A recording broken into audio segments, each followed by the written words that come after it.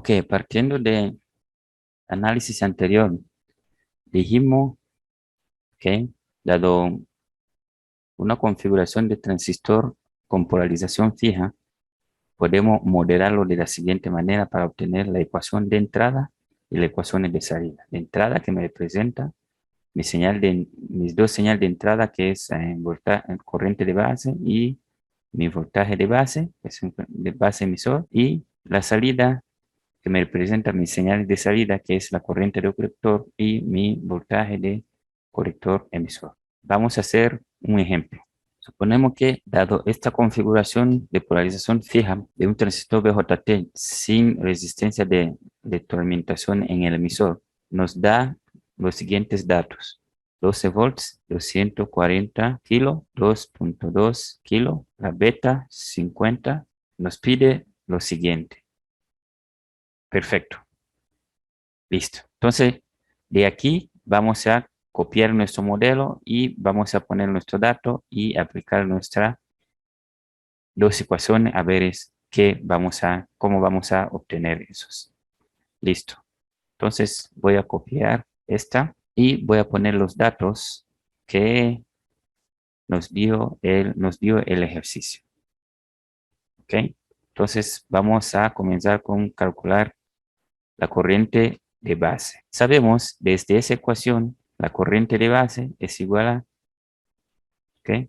Entonces sustituimos los datos, sería 12 volts menos 0.7 volts entre 240 kilos.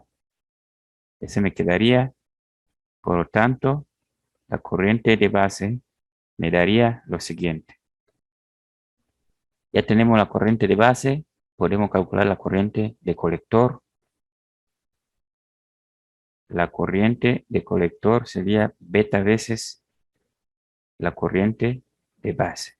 Sustituimos los valores, sería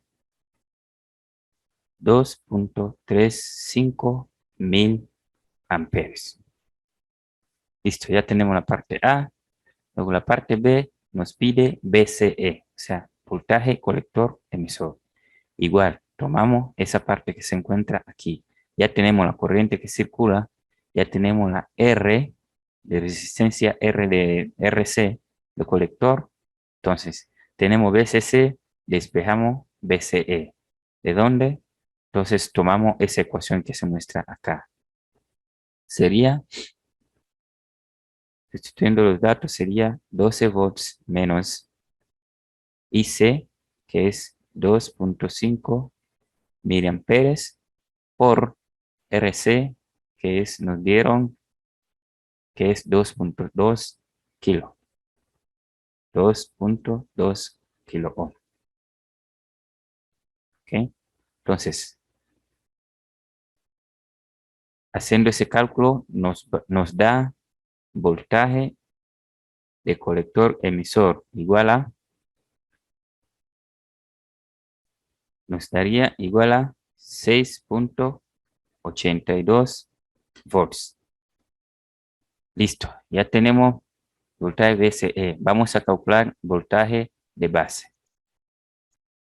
Ok, entonces siempre nos vamos a auxiliar con nuestro diagrama que pusimos, con nuestro modelo, porque modelamos nosotros en dos circuitos, este y este. Listo. Entonces nos pide voltaje de base, ¿sí?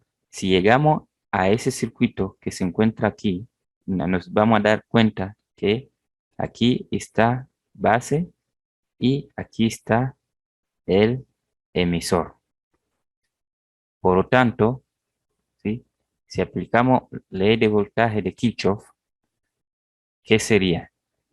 Voltaje de base menos voltaje de emisor, o sea, ese voltaje menos ese voltaje me va a dar la diferencia potencial que es 0.7 volts. ¿Okay? Pero ese voltaje nosotros tomamos como referencia, está conectado a tierra, por lo tanto, voltaje de emisor sería 0, por eso voltaje de base va a ser 0.7 volts. Listo.